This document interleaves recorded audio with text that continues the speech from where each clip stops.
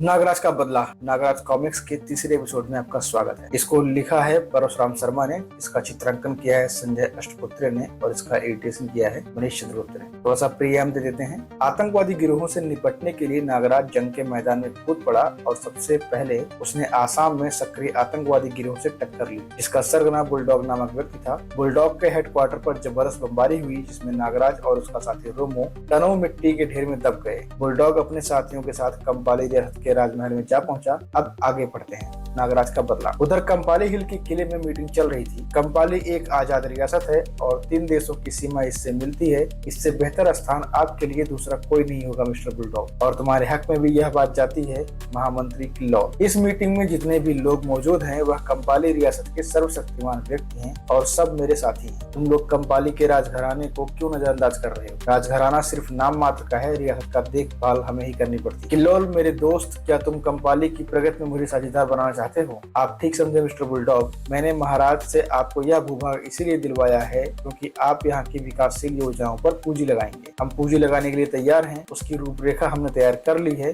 अभी तक हम यहाँ से सिर्फ अफीम का कारोबार कर रहे थे, लेकिन अब हम यहाँ हथियारों की फैक्ट्री लगाएंगे क्योंकि हथियार सबसे अधिक मुनाफे का धंधा है और कंपाली रियासत इस कारोबार में हमारी साझेदारी होगी और इसके शेयर कंपाली के बाजारों में फैलाना तुम्हारा काम होगा और तुम्हारा बोनस अलग से होगा। महामंत्री किल्लौर कागजात पर हस्ताक्षर करवाना तुम्हारा काम होगा। ऑल राइट, अब आप यह सब मुझ पर छोड़ दें। मीटिंग समाप्त होने के बाद बुलडॉग सोचता है किल्लौर इस रियासत का महाराजा बनने का ख्वाब देख रहा है। यह सबसे महत्वपूर्ण बात है, लेकिन इस काम की शुरुआत तब होगी जब महाराजा पूरी तरह मेरी मुट्ठी में आ जाएगा। हमारे आदमी हेडक्वार्टर के मलबे से नागराज की लाश निकाल लाए हैं। ताबूत को किले के स्ट्रॉन्ग रूम में पहुंचा दो। कुछ देर बाद ताबूत स्ट्रॉन्ग रूम में पहुंचा दिया गया। सुपर बॉस डॉक्टर सिमटो, तुम्हें नागराज के शव का पोस्टमार्टम करना है और इसकी पूरी रिपोर्ट तैयार करनी है। अब डेड बॉडी के परीक्षण में कोई कोताही नहीं होनी चाहिए। हम नागराज जैसा ही आदमी तैयार करेंगे, बशर्ते कि हमें उसकी आंतरिक क्रिया की संपूर्ण जानकारी प्राप्त हो जाए। मैं आपका सार समझ गया, आप चिंता न करें, मुझे इस काम का पूरा अनुभव प्राप्त है। स्ट्रॉन्ग रूम में डॉक्टर सिमटो ने परीक्षण किया,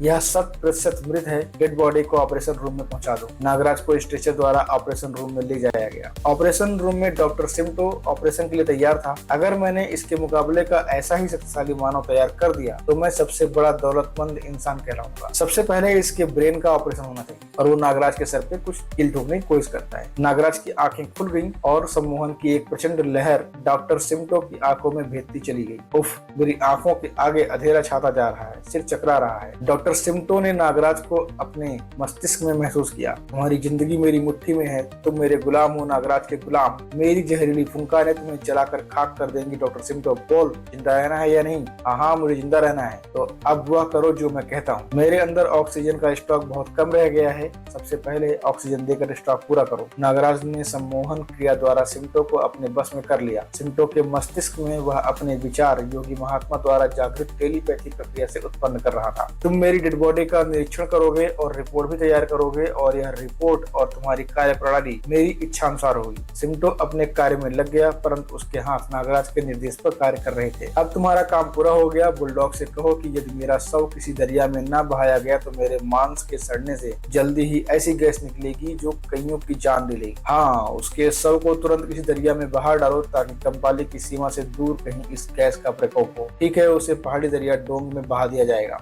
डोंग ब्रह्मपुत्र से मिलने वाली नदी है। नागराज के शरीर की गैस ब्रह्मपुत्र में फैलेगी तो आसाम पर ही प्रभाव पड़ेगा और हम इसका लाभ उठाएंगे। ओके सुपर बॉस, हम उसे आज ही डोंग नदी के हवाले कर देंगे। नागराज को डोंग दरिया में फेंक दिया गया, हेलीकॉप्टर से ऑब्वियसली। कुछ देर तैरने के बाद नागराज एक बस्ती में पहुंच गया। इस बस्ती में चीख पुकार और शोर कैसा? नागराज पूछता है लोगों से, क्या बात है, यह भगदड़ चीख पुकार और शोर क्यों? कामरू आया है, कामरू, आज फिर जवान लड़कियों की छटनी हो रही है। कामरू, जवान लड़कियों की छटनी? कौन है यह शख्स और जवान लड़कियों की छटनी क्यों कर रहा है? वह वैसी दरिंदा विदेशी लोगों की अय्याशी के लिए हमारी बस्तियों से लड़कियां उठाकर ले जाता है। हमने इसकी शिकायत महाराजा से करनी चाहिए। जो भी शिकायत के लिए बढ़ा उसके खानदान तक का जड़ से सफाया कर दिया गया। जब भी उसे पता चलता है कि बस्ती की कोई लड़की जवान हो गई है तो वह उसे उठा ले जाता है और बस्ती से बचाव की आवाज आती है। कोई मर्द है इस बस्ती में जो मेरी बेटी को बचा सके? तुम सब बुजदिल हो, मेरे साथ आओ। मैं देखता हूँ। नागराज बस्ती की ओर बढ़ता है और गुंडों से कहता है, रुक जाओ और इस लड़की को छोड़ दो। हे गोली से उड़ा दो रे इसे, बहुत बोलता है। और धाए धाए गोली चलने की आवाज आती है। उधर से साए साए करके सांप निकलते नागराज की कलाई से। तुम्हारी बंदूकें मेरे कदमों में ढेर हो गई, आगे बढ़ो और उठाओ अपने हथियार। उफ, कोई सांप मेरे हाथ से बंदूक छीन कर ले गया था। यह कोई जादूगर मालूम पड़ता है। हमला कर दो, बोटियां उड़ा दो इसकी। ठाक ठाक करके नागराज सबको मारता है और चित्त कर देता है। कामरू, तेरे आदमी तो जमीन सूंघ रहे हैं, पुराने दांव पेचों का जानकार है। और ढिसुम करके एक मुक्का पड़ता है नागराज के गाल पे। ऐसे द्वंद मुझे रोमांचित करते हैं, ले एक पटकी मेरी भी। और अब देख मैं तुझे किस तरह चकरगिन्नी बनाता हूँ। और नागराज उठाकर उसे साए साए करके घुमाता हुआ फेंक देता है। इतनी दूर जा गिरेगा कि जमीन पर आते ही मौत तेरा मुकद्दर बन जाएगी। बस्ती वालों ने नागराज को कंधों पर उठा लिया और खुश हो गए। नागराज बोलता है, मेरा नाम नागराज है और मैं वायदा करता हूँ कि आज के बाद कोई कामरू इधर का रुख नहीं देखेगा। भैया, तुमने मेरी अस्मत बचा ली, मैं किस तरह तुम्हारा एहसान उतारूंगी। नागराज कभी किसी पर एहसान नहीं करता बहन। उधर महामंत्री किल्लोल को पता चला। क्या कहा? कामरू मारा गया? किसने मारा कामरू को? नागराज। नागराज नाम है उसका? 2 दिन बाद नागराज ने हमारे गुलाम मजदूरों को आजाद कर दिया और अफीम की खेती तहस नहस कर डाली। नागराज, नागराज, किल्लोल चीख रहा है। गुलामों की बस्तियों में नागराज की पूजा होने लगी है। उसे लोग देवता समान मान रहे हैं और उनके उद्धार के लिए आया है। उफ, सारे कंपाली रियासत में नागराज तूफान की तरह हमारे हर ठिकाने पर हमले कर रहा है। हुजूर, कहीं यह वही नागराज तो नहीं जिसका जिक्र मिस्टर बुलडॉग की जुबान पर होता था? किल्लोल ने तुरंत बुलडॉग से संपर्क किया। नागराज मर चुका है, यह कोई और व्यक्ति है जो नागराज के नाम का लाभ उठा रहा है। आपको पूरा यकीन है कि नागराज मर चुका है? तुम्हें यकीन न हो, लो अभी प्रमाण देता हूँ। डॉक्टर सिमटो, तुरंत यहाँ आओ। तुरंत ही डॉक्टर सिमटो हाजिर हो गए। मेरी रिपोर्ट को कोई चैलेंज नहीं कर सकता सुपर बॉस। सुन लिया आपने मिस्टर किल्लोल, यह किसी की साजिश है। हो सकता है नागराज को तुम्हारी योजना की गंध मिल गई हो और उन्होंने तुमसे निपटने के लिए नागराज का हवा खड़ा कर दिया हो। मैं इस संबंध में अपने जासूसों को निर्देश दे चुका हूँ। उनकी रिपोर्ट के अनुसार ऐसा कुछ नहीं है। किसी तरह उसका हुलिया फोटो और काम करने का तरीका ज्ञात करो, उसके ठिकाने का पता लगाओ। किल्लोल के जासूस दिन रात उसी काम पर लग गए और गांव में घूम रहे होते हैं। मैं बहुत गरीब आदमी हूँ, मेरा घर बार कुछ बदमाशों ने उजाड़ दिया। मैं नागराज की तलाश में भटक रहा हूँ, कोई मुझे उसका पता बता दो। बेचारे गांव वाले, आओ मैं तुम्हें नागराज से मिला दूं, मैं जानता हूँ वह कहाँ है। इस गुफा में रहता है, अंदर चले जाओ, वह तुम्हारी मदद जरूर करेगा। इस बेचारे को क्या मालूम खुद नागराज इसे यहाँ तक लाया है। नागराज बोलता है, बोलो, मैं ही नागराज हूँ, मैं तुम्हारी क्या मदद कर सकता हूँ। हुजूर, माई बाप मेरी रक्षा करें। जासूस ने स्पाई कैमरे से नागराज का फोटो खींच लिया जो उसने पोशाक में छाती से लगाया हुआ था। मैं लकड़हारा हूँ, जंगल में मेरी कुटिया है। कुछ बदमाश पहले मेरी जवान लड़की को उठाकर ले गए फिर, और उसने नागराज को एक फर्जी कहानी सुना डाली। नागराज बोलता है, ठीक है, मैं तुम्हारी झोपड़ी में 2 दिन बिताने आऊंगा और तुम्हारी छोटी लड़की वहीं रहेगी। जासूस वापस किल्लोल के पास पहुंचा। कल वह पोखर के जंगल आ जाएगा। उसने 2 दिन वहां रहने का वादा किया है। मैंने कहा था कि बदमाश मेरी बड़ी लड़की को उठाकर ले गए हैं और छोटी लड़की की फिराक में, और ये रहा उसका फोटो। अब देखता हूँ वह पोखर के जंगल से किस तरह निकल पाता है। किल्लोल ने अपनी योजना तैयार कर ली। लड़की सुवांगनी, तुम्हें उस लकड़हारे की छोटी लड़की बनकर जंगल की कुटिया में नागराज के साथ रहना है। हुजूर, सुवांगनी एक विष कन्या है जो मर्द किसी के काबू में नहीं आता। सुवांगनी उसे बड़े सलीके से परलोक पहुंचा देती है। आप बस हुक्म करें, बाकी काम खुद सुवांगनी कर देगी। मुझे यकीन है बुगरासी, इसलिए तुम्हारी सेवा प्राप्त की है। सुवांगनी का काम होगा नागराज को परलोक पहुंचाना, और अगर सुवांगनी सफल न हो सकी तो तुम्हारी गुरिल्ला फौज उसे ठिकाने लगाएगी। उसके बावजूद भी नागराज बच गया तो वह महाराजा का दुश्मन होगा, क्योंकि उस पर हमला करने वाला सरकारी फौज का दस्ता होगा। नागराज पोखर से जंगल की ओर रवाना हुआ। मैं कंपाली रियासत का दामन पाक साफ करके ही जाऊंगा। वह मेरा अभिवादन कर रहे हैं। सुवांगनी झोपड़ी के दरवाजे पर मौजूद थी। क्या आप ही देवता नागराज हैं? हाँ, तुम कौन हो? एक अभागे लकड़हारे की बेटी। मेरे पिता की हत्या कर दी गई। अब वे दम तोड़ रहे थे तो उन्होंने मुझे बताया कि आप हमें इंसाफ दिलाएंगे। ओह, बदमाशों ने उनकी हत्या कर दी। वे इस तरफ शिकार खेलने के बहाने आते रहते हैं। इस बार शिकार उनका होगा और शिकारी मैं। रात हो गई, आप विश्राम कीजिए, यात्रा की थकान मिटा लीजिए। मैं रात भर पहरा दूंगी। नहीं, तुम बेफिक्री से सो जाओ, मुझे पहरे की जरूरत नहीं। यह सो रहा है, अब मुझे इस पर हमला कर देना चाहिए, ऐसा विषकन्या सोचती है। बस एक बार इसे काटूंगी तो जहर इसकी खून में पहुंच जाएगा और यह तड़प तड़प कर मर जाएगा। और सुवांगनी ने हमला कर दिया। दूर हटो, क्या कर रही हो? नागराज बोलता है, बस मेरा काम खत्म हो चुका, तुम्हारी मौत हो चुकी। इस कमबख्त ने मेरी गर्दन पर काट खाया, अब यह नहीं बचेगी। उफ, मेरी देह जल रही है। मैं अफसोस तुमने नागराज को काटा, अब तुम नहीं बच पाओगी। मेरे शरीर में हजारों नागों का जहर है, मैं मर रही हूँ। बताओ तुमने ऐसा क्यों किया? मैं विषकन्या हूँ महामंत्री किल्लोल। आह, मुझे बचाओ, मुझे माफ कर दो नागराज। अगर तुम साधारण होती तो मैं तुम्हें बचाने की कोशिश भी करता, लेकिन तुमने न जाने कितने लोगों को इसी तरह मारा होगा। वह लकड़हारा कौन था? और सुवांगिनी ने दम तोड़ दिया, ये बोलते हुए कि जासूस।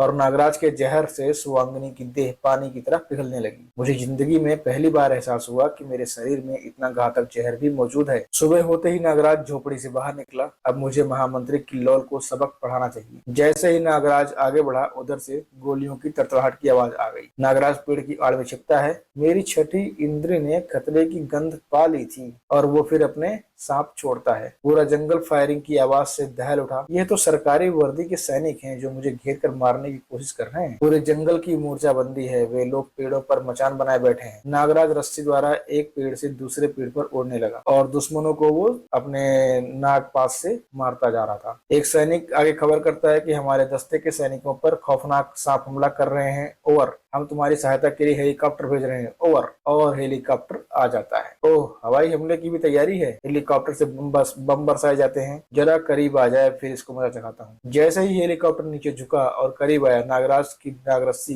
कॉप्टर पर लपक पड़ी। हेलीकॉप्टर के लोग बोलते हैं, रस्सी काट दो। वह देखो, वह हेलीकॉप्टर पर एक रस्सी द्वारा चढ़ रहा है और जैसी वो रस्सी काटने के लिए आगे बढ़ता है, एक नाग उसका डस लेता है। मैं तुम्हारे हेलीकॉप्टर में आ गया हूँ। और साए करके वो मारता है। बाकी लोग नीचे आ जाते हैं और नागराज एक हेलीकॉप्टर के चालक को मोहित करता है। बोलता है, चलो अब तुम मेरे गुलाम हो। ओह, नागराज ने हेलीकॉप्टर पर कब्जा कर लिया है और वह इसी तरफ आ रहा है। मुझे तुरंत बुलडॉग से संपर्क स्थापित करना चाहिए। महामंत्री किल्लोल निजी हेलीकॉप्टर से बुलडॉग के किले की ओर रवाना हो गया। वह कंपाली दर्रे के पुराने किले में उतरा। सुपर बॉस महामंत्री किल्लोल इसी समय आपसे मिलना चाहते हैं, भेज दो। यह नागराज का फोटो है और उसके संबंध में अंतिम रिपोर्ट। इस रिपोर्ट और फोटो से इस बात की पुष्टि होती है कि वह नागराज ही है। ओह गॉड, ऐसा कैसे संभव है? इसका मतलब उसने डॉक्टर सिमटो को भी धोखा दिया। कमाल तो यह है कि हम शॉर्ट सर्किट टीवी पर डॉक्टर सिमटो की शल्य क्रिया भी देख रहे थे। निश्चय ही नागराज राजमहल पहुंचेगा। किल्लोल, तुम उससे संधि कर लो। वह किस तरह, किन प्रस्तावों पर? तुम उस पर जाहिर करो कि कंपाली में बुलडॉग नामक व्यक्ति ने आतंक फैला रखा है और राज की फौजें भी उससे जा मिली हैं। मेरे मामले को लेकर वह तुम्हारे साथ होगा। उसे अपने विश्वास में ले लो, उसका स्वागत करो और फिर इस पुराने किले पर हमला कर दो। बुलडॉग ने किल्लोल को पूरी योजना समझा दी। तुम यहाँ फतेह पाओगे, बस उसके बाद उसे कंपाली में कोई राजकीय पद दे दो और फिर वह होगा जो हम चाहेंगे, क्योंकि वह हमारा आदमी बन जाएगा। किल्लोल वापस राजमहल पहुंच गया। यह नगर वासियों की भीड़ कैसी? सब लोग महाराजा से फरियाद करने आए हैं और उनका नेतृत्व नागराज कर रहा है। तुरंत ही किल्लोल दरबार में पहुंचा। आइए महामंत्री, पधारिए और सुनिए यह नगरवासी क्या क्या शिकायतें लेकर आए हैं। हमें इन बातों की कानो कान खबर नहीं हुई। मुझे सफाई का अवसर दिया जाए महाराज। मैं मानता हूँ कि बस्ती के लोगों के आरोप सही हैं, परंतु इसके पीछे आप ही के एक विदेशी मेहमान का हाथ है। अब मुझे मालूम हो गया है कि बुलडॉग ने किस तरह हमें शिकंजे में कसा। यह सब उसके गुंडों का कमाल है जो हमें बदनाम करते हैं। अगर यह सत्य है तो बुलडॉग को कंपाली की सरहद से बेदखल कर दो। यह काम इतना आसान नहीं है। उसकी जड़ें बहुत मजबूत हैं। उसे बेदखल करने के लिए एक बड़ी जंग लड़नी पड़ेगी। हम अपने सैनिकों पर भी विश्वास नहीं कर सकते, क्योंकि उनमें से बहुत से बुलडॉग के हाथों बिक चुके हैं। बुलडॉग से निपटने के लिए मैं अकेला ही काफी हूँ। बुलडॉग से निपटने के लिए मैं अकेला ही काफी हूँ। मैं इस सत्याग्रह को खत्म करने ही यहाँ आया। तुम बहादुर अवश्य हो नागराज, लेकिन मैं तुम्हें पुराने किले में अकेले नहीं भेजूंगा। हमारे चुने हुए सिपाही दर्रे के चारों तरफ से घेरे रहेंगे। योजना का आंतरिक रूप हम शाम की बैठक में बताएंगे। शाम के समय, महामंत्री किल्लोल, मैं आपकी योजना जानने आया हूँ और वह योजना तुम मेरी आंखों में झांक कर बताओगे। नागराज ने किल्लोल को सम्मोहन जाल में फंसाकर वास्तविक चाल समझ ली। तो यह है असली योजना। नकली बुलडॉग को मेरे हाथों मरवाया जाएगा और असली बुलडॉग उस समय तुम्हारे साथ जश्न मना रहा होगा। जश्न की जगह कहाँ निश्चित की गई है? जल महल में। यह सब भूल कर अपनी वास्तविक स्थिति में लौटो किल्लोल। तुम्हें क्या कह रहा था? कुछ याद नहीं आ रहा है? पुराने किले पर मैं धावा बोलूंगा और बुलडॉग का खात्मा कर दूंगा। नागराज ने किल्लोल की योजना पर अमल किया, पुराने किले पर हमला किया और पुराने किले पर एक नाटकीय जंग हुई। नकली बुलडॉग का खात्मा कर नागराज तीव्रता के साथ राजमहल पहुंचा। महाराज, आपको इसी वक्त मेरे साथ जलमहल चलना है। क्यों, क्या बात है? आप खुद अपनी आंखों से अपने महामंत्री के कारनामे देख ले, तभी आपको यकीन आएगा। ठीक है, हम तैयारी करते हैं। इसकी जरूरत नहीं महाराज, हम वहाँ फनकारों के रूप में पहुंचेंगे। नागराज और महाराजा कौटिल्य ने फनकारों का भेष धारा और जल महल की ओर रवाना हो गए। जल महल में पहरेदारों ने उन्हें रोक लिया। हम दूर देश से आए हैं जादूगर हैं। हमें मालूम है कि महामंत्री किल्लोल एक खास मेहमानों के साथ अंदर विराजमान है। हम उनके सामने अपना फन दिखाना चाहते हैं। कुछ ही देर में तुम दोनों को बुलाया गया है। चलो नागराज महाराजा के साथ जश्न हॉल में पहुंचा। ए जादूगर फनकार, बोलो तुम अपना कौन सा कमाल दिखाने आए हो। किल्लोल बोलता है, ऐसा जादू का ऐसा कमाल जो आपने पहले कभी नहीं देखा होगा। हम काला जादू जानते हैं। सबसे पहला कमाल, आपके मेहमान के चेहरे पर नकली चेहरा है, पहले इसे उतारें क्योंकि हम बता सकते हैं कि इनका नाम है बुलडॉग। मैंने नकली चेहरा उतार दिया है दोस्त, अब बोलो। दूसरा कमाल,